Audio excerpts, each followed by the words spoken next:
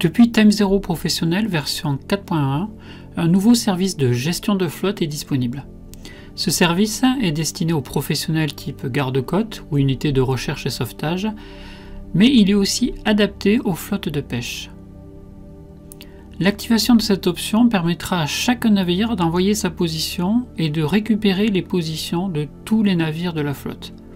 Les échanges passent par une connexion sécurisée et optimisée pour occuper le moins de bandes passantes possible, ce qui permet une communication par satellite par exemple. Si la connexion est perdue, l'information est conservée localement et les informations seront transmises dès que la communication sera rétablie.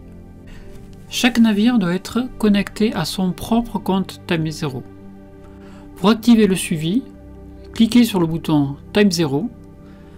Dans les options, sélectionnez la rubrique My TimeZero et cochez la case Envoyer automatiquement la position sur My TimeZero.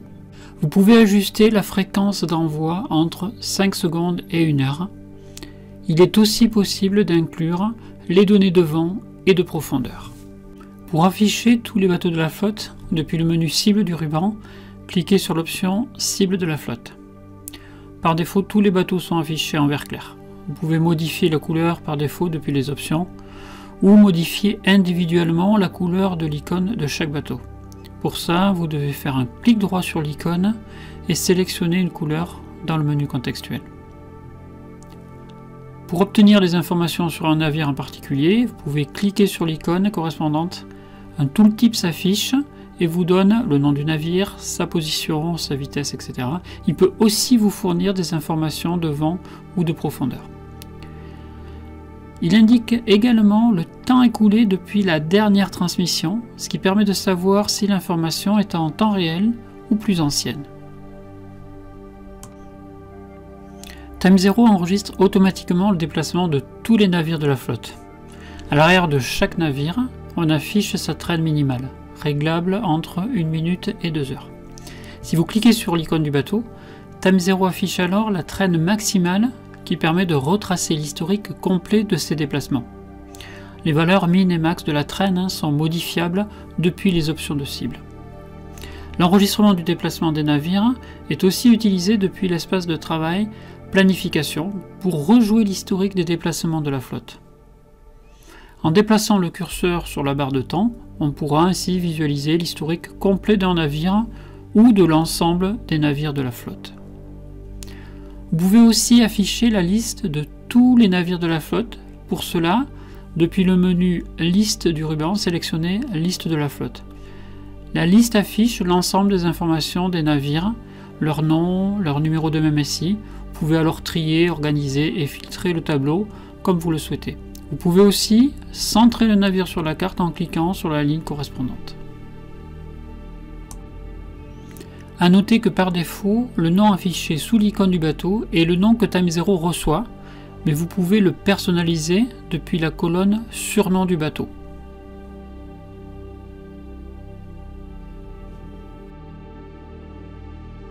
L'abonnement au service de gestion de flotte permet également de partager les objets utilisateurs, comme les marques, les routes et les zones, ou autres données, entre les membres de la flotte.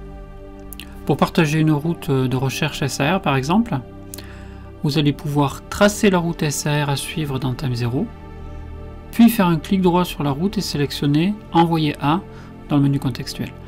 De là, vous pourrez sélectionner le navire ou les navires de la flotte qui naviguent dans la zone de l'incident pour leur communiquer la route à suivre. Alors pendant l'envoi, vous pourrez apercevoir qu'une icône de courrier électronique s'affiche au-dessus de la cible à laquelle vous avez envoyé l'objet. L'icône est jaune pour indiquer que l'objet a été correctement transmis au serveur et devient verte dès que l'objet a été envoyé au TimeZero du navire destinataire. Autre exemple, pour partager une nouvelle zone de restriction de pêche à l'ensemble de la flotte. Vous allez commencer par dessiner la zone, puis faire un clic droit sur la surface en activant les options Alarme de cible et Alarme de bateau, pour que la zone génère une alarme automatique dès que le bateau s'approche ou pénètre dans la zone. Puis, vous allez faire à nouveau un clic droit sur la zone et sélectionner Envoyer à. puis sélectionner l'ensemble de la flotte dans le menu contextuel. Dès que la surface aura été réceptionnée, chaque navire sera alors averti si l'un des navires entre dans la zone, et chacun des bateaux sera lui-même averti dans son time zero dès qu'il s'approche de la zone, même s'il n'a plus de connexion internet. Notez que si vous voulez modifier un objet utilisateur déjà transmis, pour changer sa couleur, modifier la route ou activer ou désactiver l'alarme, il faudra l'envoyer à nouveau pour que le changement soit pris en compte par tout le monde. Depuis la dernière mise à jour en V4.2, vous pouvez également envoyer des messages d'un navire à l'autre. Pour cela, vous allez faire un clic droit sur l'icône du navire et sélectionner « Envoyer un message texte ». Saisissez ensuite votre message dans la boîte de dialogue qui s'affiche et cliquez sur « OK » pour l'envoyer. Dès que le message est réceptionné, une notification en jaune s'affiche dans le time zero du navire cible et le message est enregistré dans la liste des messages de flotte. Pour des messages plus importants, vous procédez de la même manière, mais depuis la boîte de dialogue de saisie, choisissez l'option « Important », puis saisissez et envoyez votre message.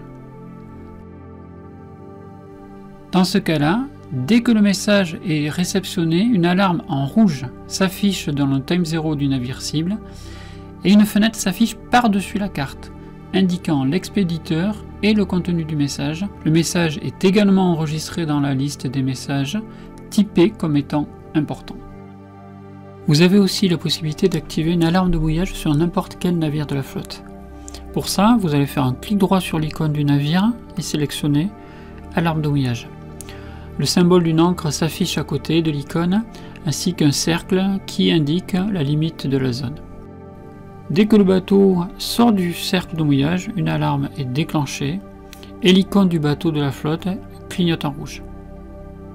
Pour désactiver l'alarme de mouillage, faites un clic droit à nouveau sur la cible et décochez Alarme de mouillage.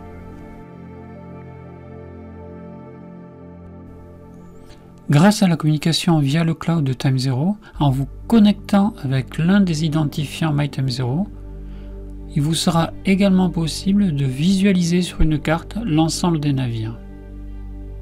Cela vous permettra de suivre la flotte et d'obtenir des informations avec n'importe quel navigateur web, depuis vos bureaux sur un plus grand écran par exemple. Et enfin, je rappelle que les fonctions de suivi de flotte, comme la visualisation des différents bateaux et la réception des données utilisateurs, est également disponible sur les équipements Furuno TZT2 et TZT3 depuis les dernières mises à jour. N'hésitez pas à nous contacter ou à faire une demande auprès de votre revendeur pour plus d'informations ou pour souscrire à un abonnement au service de gestion de flotte vous permettant de gérer votre propre groupe privé de navires et de mettre en œuvre l'ensemble des fonctionnalités que nous venons de voir ensemble.